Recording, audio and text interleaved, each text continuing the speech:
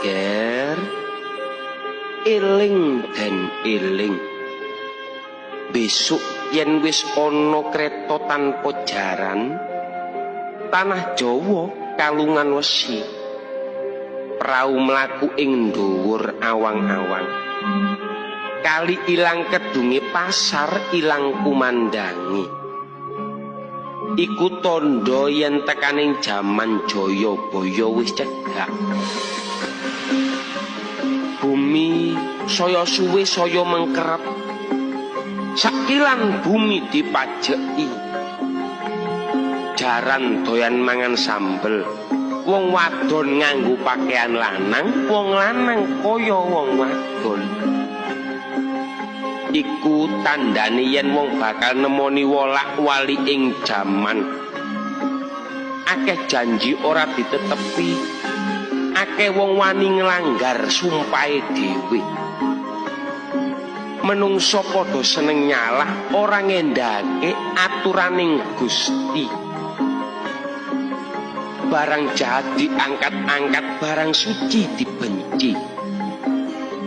Akeh menungso sing utamakne duit, lali kamanungsan, lali kebecikan, lali sanak uga lali kadang.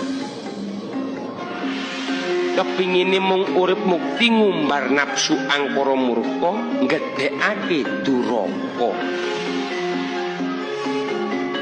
Wong bener tenger-tenger, wong salah malah bungah, wong apik malah ditampik.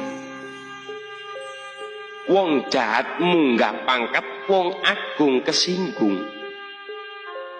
Wong ala kapuja-puja, wong wadon ilang kawirangane, wong lanang ilang kaprawirane.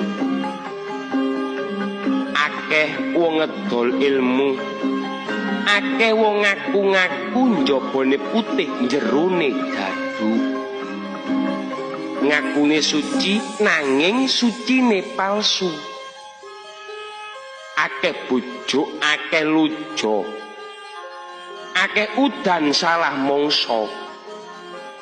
Akeh prawan nglairake putra, akeh jabang bayi lair goleki bapa.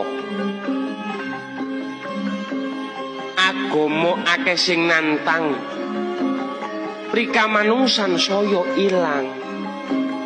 Omah suci dibenci, omah ala saya dipuja. Anak mangan bapak, sedulur mangan sedulur, kanca dadi